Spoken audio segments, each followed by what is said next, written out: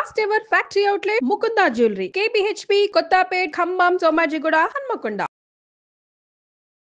నమస్కారం, మీరు చూస్తుంది సుమన్ టీవీ. నేను మీ కీర్తి. నాతో పాటు ప్రముఖ ఆధ్యాత్మికవేత్త అనంతలక్ష్మి అమ్మగారు ఉన్నారు. నమస్తే అమ్మా. నమస్తే తల్లి.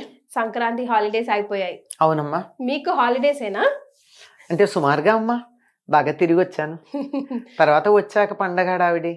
మరే హాలిడే ఇంట్లో ఆడవాళ్ళకు ఉండదమ్మా, అస్సలు ఉండదమ్మా. ఎవరు అర్థం చేసుకుంటారో ఏనాటికి అర్థం చేసుకుంటారు. అమ్మా, నాకు ఈరోజు ఒక డౌట్ వచ్చింది. తలస్నానం చేసే పూజ చేయాలా? అంటే పూజ ప్రతిరోజు చేస్తాం కదా, మరి తలస్నానానికి కొన్ని రోజులే ఎందుకు పెట్టారు? ఫర్ ఎగ్జాంపుల్ ఇంకో విషయం కూడా ఇందులో, ఇప్పుడు సాయంకాలం గుడికి వెళ్దాం అనుకుంటాము, ఉదయాన్నే స్నానం అది చేసేస్తాము, మధ్యాహ్నం నిండుగా భోజనం చేస్తాం, బీట వెజ్ ఆర్ నాన్ వెజ్. అప్పుడు ఏంటి పరిస్థితి? గుడికి అసలు వెళ్ళకూడదు, అలాగా నిండుగా భోజనం చేసి వెజ్ అయినా నాన్ వెజ్ అయినా మళ్ళీ అప్పుడు తలస్నానం చేసి వెళ్ళాలా? అలాగా కమెంట్ బాక్స్ లో రకరకాల ప్రశ్నలు వస్తున్నాయి, అవన్నీ సేకరించాను, మీ ముందు పెట్టాను ఈరోజు. అసలు తలస్నానానికి అభ్యంగన స్నానానికి ఉన్న తేడా తెలియాలమ్మా. అభ్యంగన స్నానం అంటే నూనె రాచుకుని తలకి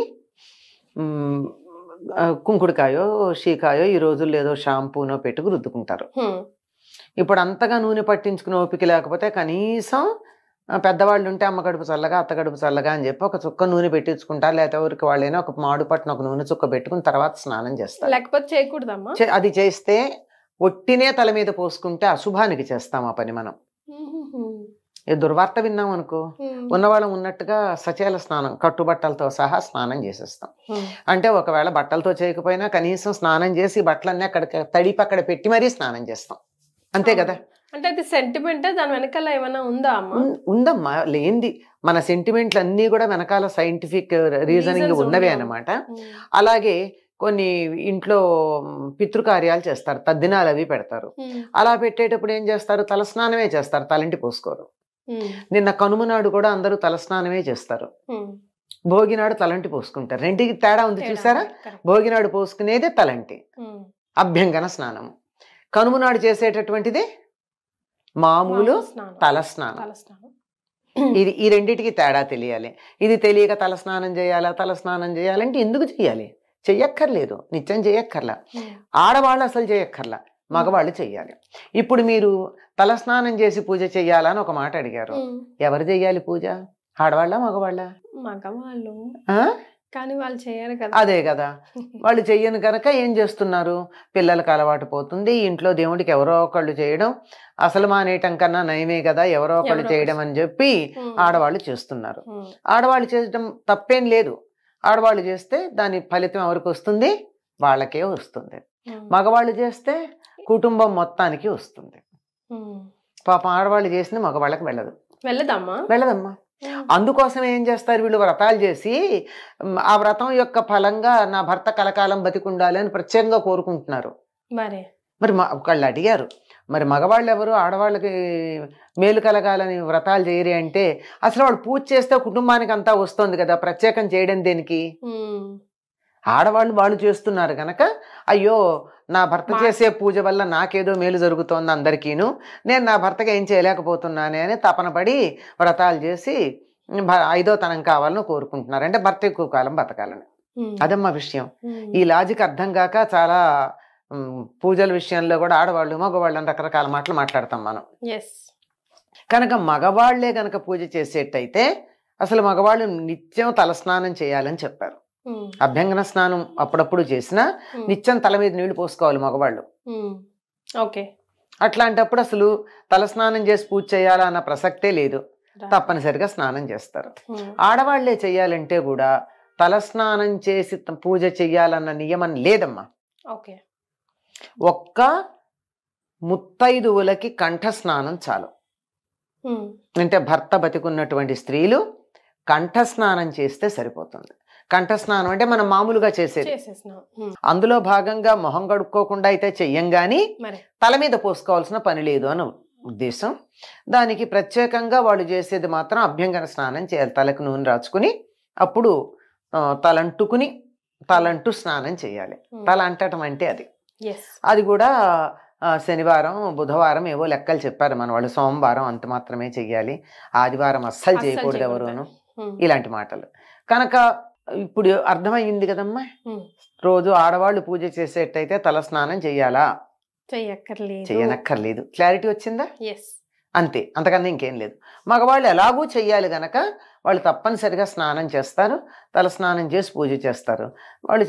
వాళ్ళు చేయని పరిస్థితుల్లో అది లేదు ఇది లేదు, తల స్నానం లేదు, పూజ లేదు. ఏది లేని వాళ్ళ గురించి ఏం మాట్లాడతాం? ఏదన్నా చేస్తే దాంట్లో మంచి చెడు తప్పు ఒప్పు చెప్తాం.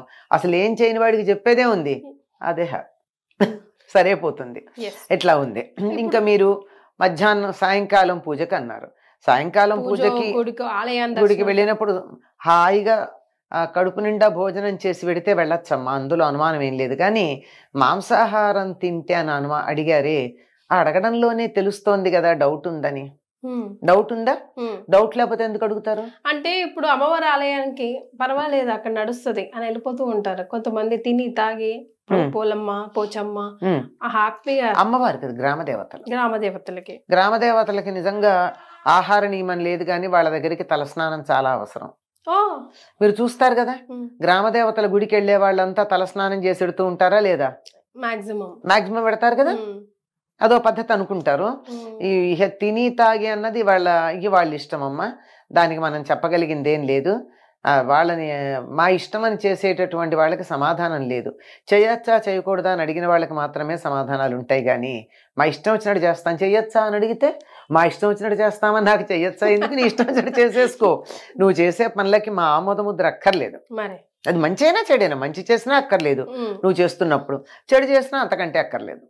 కానీ దేవాలయానికి వెళ్ళేటప్పుడు మాత్రం ఒకప్పుడు తప్పనిసరిగా పరగడుపున వెళ్ళమని చెప్పేవాళ్ళు. పరగడుపు అంటే ఏం తినకుండా వెళ్ళమని. కానీ ఇప్పుడు అది ఎవరు పాటిస్తున్నారు? ఏమన్నా అంటే మాకు మందులు ఉన్నాయండి, టాబ్లెట్లు వేసుకుంటున్నాం. నాకు ఆశ్చర్యకరమైన విషయం ఏమిటంటే థైరాయిడ్కి మందులు వేసుకుని మేము టాబ్లెట్ వేసుకున్నాం కనుక బ్రేక్ఫాస్ట్ చేయాలండి అని చెప్తున్నారు. థైరాయిడ్ పరగడుపున వేసుకోవాలి, దానికి తినాలని నియమం లేదు. కానీ వీళ్ళు తినడానికి థైరాయిడ్ టాబ్లెట్ వేసుకోవడం అన్నది వంకగా చెప్తూ ఉంటే అసలు ఇంత దొంగతనం ఎందుకు? ఆత్మవంచన దేనికి? నాకు టిఫిన్ తినాలి నుండి తిన్నాను అని చెప్పు, అంతేగాని మందులు వేసుకుంటున్నాను గనక తినాలని ఏం లేదు. బీపీ టాబ్లెట్లకు కూడా అక్కర్లేదు, కొంచెం తినాలి కదమ్మా. అక్కర్లేదమ్మా, కాఫీనో టీనో చాలు అంతే. మరీ ఎక్కువ వేసుకుంటే తప్ప ఒకటో రెండో వేసుకునే వాళ్ళకి ఏం పర్వాలా. బేసిక్ రూల్ మనకు చెప్పిన రూల్ అయితే పడిగడుపునే వెళ్ళాలి గుడికి పరగడుపున పెడతాం.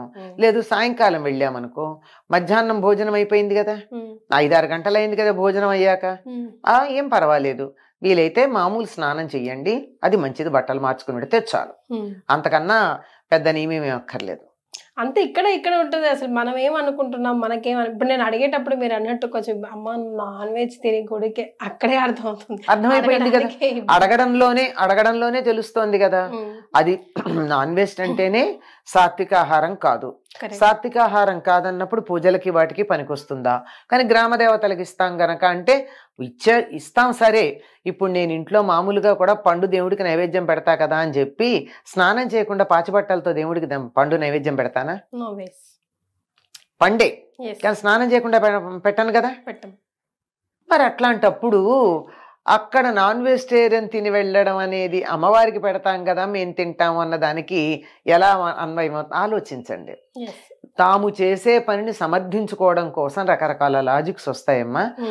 ఆ లాజిక్ పక్కన పెట్టి నేను చేసే పని నేను సమర్థించుకోవటం లేదు, తప్ప ఒప్ప అని ఎవరికి వాళ్ళ మనసు ప్రశాంతంగా ఆలోచిస్తే వాళ్ళకే తెలుస్తుంది. ఎందుకు దొరకదు? ఇప్పుడు అడిగేటప్పుడే, ఇప్పుడు మామూలుగా నేను పప్పన్నం తిని గుడికి వెళ్ళొచ్చా అని ఎవరు ఎందుకు అడగరు? నాన్ వెజిటేరియన్ తిని వెళ్ళొచ్చా అని ఎందుకు అడుగుతున్నారు? అంటే అక్కడ ఏదో తప్పు అని తెలుస్తోంది. అందువల్ల నేను తప్పు చేస్తాను, నువ్వు ఆమోదించు, దీనివల్ల వచ్చే పాపం ఏదన్నా ఉంటే నీకు వస్తుంది, నేను హాయిగా పుణ్యం తీసుకుంటానని చెప్పేటటువంటి పద్ధతి. చాలా విషయాలు వీలైతే తినకుండా ఉండడం చాలా మంచిదమ్మా. అనుకోకుండా తినడం జరిగిపోయింది, అనుకోకుండా గుడికి వెళ్ళే అవకాశం దొరికింది, అలా ఉంటాయి కదా పరిస్థితులు. మరీ ప్రతిదాన్ని అలా స్ట్రిక్ట్ గా పట్టుకుని రూల్స్ యంత్రాలం కాదు కదా. అట్లాంటి సందర్భంలో స్నానం చేసి వెళ్ళాలి. వీలైతే తల స్నానం చేసి వెడితే మంచిది. తల స్నానం ఎందుకని చెప్పాలి అక్కడ? అభ్యంగన స్నానం అనలా నేను, తల స్నానం అన్నాను. మీరు గమనించాలి. అంటే చేసింది తప్పు పని కనుక క్షమాపణ కోసం చేసుకునే స్నానం అది. ఓకే, అట్లీస్ట్ మనకే హ్యాపీగా అనిపిస్తుంది, అట్లీస్ట్ బాత్ చేసి వెళ్ళాని అన్నట్టు. కానీ కొత్త చీర కావాలమ్మా ప్రతిసారి అక్కర్లేదమ్మా. మనం మామూలుగా ఉతికి ఆరేసుకున్న చీరతో మనం పూజ చేసుకోవడము అన్ని చేస్తాం. పట్టు చీర కట్టుకున్నాం, పట్టు చీరతో గుడికి వెళ్ళాం, అనిపిస్తుంది కదా ఇంట్లో ఉన్న పాత చీర కాకుండా పట్టు చీర కట్టుకోవాలని. ఆ పట్టు చీర గుడికి వెళ్ళినా పూజ చేయాలన్నా దాంతో భోజనం చేయకుండా ఉన్నంత కాలం అది పనికొస్తుంది. ఒక్కసారి మీరు భోజనం చేశారంటే అది మళ్ళీ మనకి పూజకి పనికిరాదు.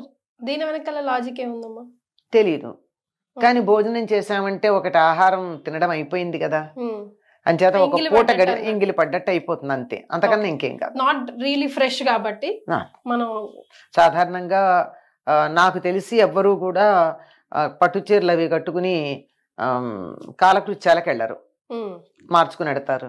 అందువల్ల వాటికి దోషం లేదు. వాటితో గాని కాలకృత్యాలకు పెడితే ఉతకందే పనికిరాదు. అది కొత్త వాటి విషయంలో. పాతవైతే నేను నిన్న కట్టుకున్నాలే చాకలు తెచ్చింది మళ్ళీ ఇవాళ కట్టుకుంటానంటే కుదరదు. సో ఇలాంటి రూల్స్ కొన్ని పాటించి సింపుల్ అమ్మా. వాటి వెనకాల హైజీన్, అంతే, హైజీన్ తో పాటుగా క్యారీ అవుట్ అయ్యే నెగిటివిటీ, ఈ రెండింటిని దూరం పెట్టడం అంతే, అంతకన్నా. థ్యాంక్ యూ సో మచ్ అమ్మా.